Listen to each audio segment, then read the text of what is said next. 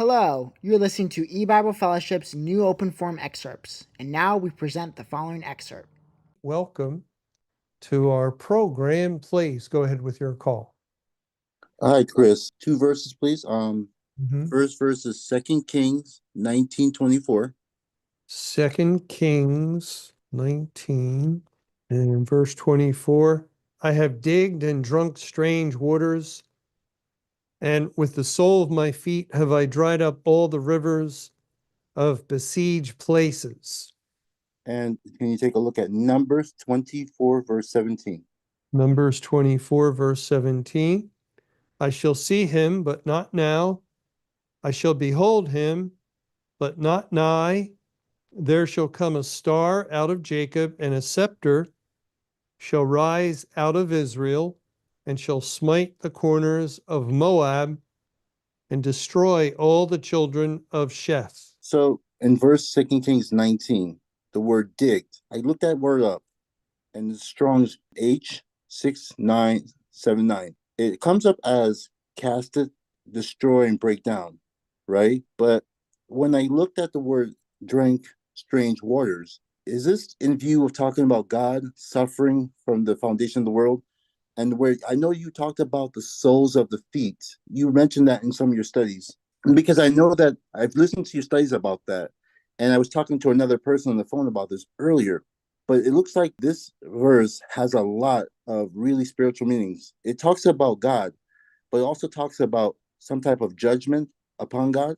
Well, let's read a little bit more. Start reading just to get the context, verse 20 of 2 Kings 19. Then Isaiah the son of Amoz sent to Hezekiah, saying, Thus saith Jehovah God of Israel, that which thou hast prayed to me against Sennacherib, king of Assyria, I have heard. This is the word that Jehovah has spoken concerning him. The virgin, the daughter of Zion, hath despised thee, and laughed thee to scorn. The daughter of Jerusalem has shaken her head at thee. Whom hast thou reproached and blasphemed? And against whom hast thou exalted thy voice and lifted up thine eyes on high? Even against the Holy One of Israel. By thy messengers thou hast reproached the Lord, and hast said, With the multitude of my chariots I am come up to the height of the mountains, to the sides of Lebanon, and will cut down the tall cedar trees thereof, and the choice fir trees thereof. And I will enter into the lodgings of his borders, and into the forest of his Carmel. I have digged and drunk strange waters, and with the sole of my feet have I dried up all the rivers of besieged places. Hast thou not heard long ago how I have done it, and of ancient times that I have formed it? Now have I brought it to pass, that thou shouldest be to lay waste fenced cities into ruinous heaps. Therefore their inhabitants were of small power. They were dismayed and confounded. They were as the grass of the field, as the green herb, as the grass on the housetops, and as corn blasted before it is grown up. Now I want to read it again, because from verse 20 to 23, really God is focused on the king of Assyria's assault on Jerusalem. And let me read verse 23 again. By the messengers thou hast reproached the Lord, and has said, With the multitude of my chariots I am come up to the height of the mountains, to the sides of Lebanon. Again, that's what the king of Assyria is saying, and he's a type of Satan coming against the elect. He's already, in the historical context, the Assyrians have already conquered Israel or Samaria in the north. And the Assyrians' conquest of Israel, the 10 tribes, does point to Satan overcoming the corporate church.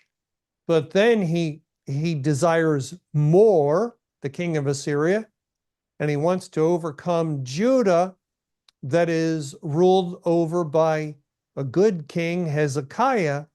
And here is where God makes difference. And we know what happens. All the Assyrian army will be found to be dead men in the morning, and the king of Assyria will flee, and then his own sons will kill him.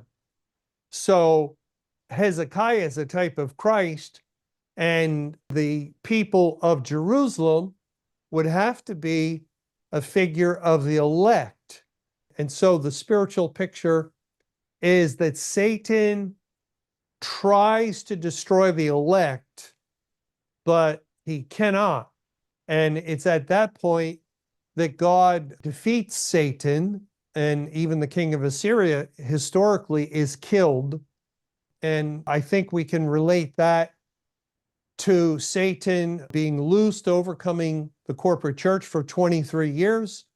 And then there is May 21, 2011, and that's the time when Christ defeats Satan and his kingdom. His whole army is destroyed. Effectively, the whole army of Satan was slain on May 21, 2011, and Satan was deposed. So this is the Lord saying what the king of Assyria is doing. I am come up to the height of the mountains to the sides of Lebanon, and will cut down the tall cedar trees thereof, and the choice fir trees thereof, and I will enter into the lodgings of his borders and into the forest of his Carmel. That, again, that's all the king of Assyria. It's not God who's saying this. And then in verse 24, I have digged and drunk strange waters. With the sole of my feet have I dried up all the rivers of besieged places. And I'm not sure this is not a continuing statement concerning the king of Assyria, trying to be like God, show himself that he is God as Satan did. We know it was a tactic of the Babylonians, or they would later, about 100 years after this, they would lay siege to Jerusalem to dry up the waters. That's what enemy armies did. And if God didn't intervene, the Assyrian army would have done the same thing. They compassed the city around and cut off the food, cut off the water.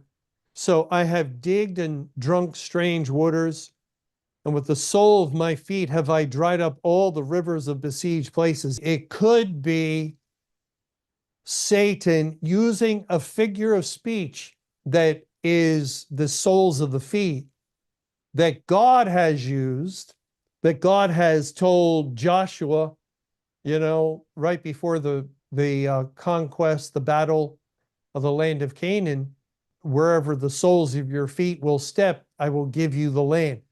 And it's a figure used to represent the new heaven and new earth. The land of Canaan is a type and figure of the inheritance of the saints and the new heaven and new earth. Thanks for watching, and be on the lookout for more new open forum excerpts that will be added periodically.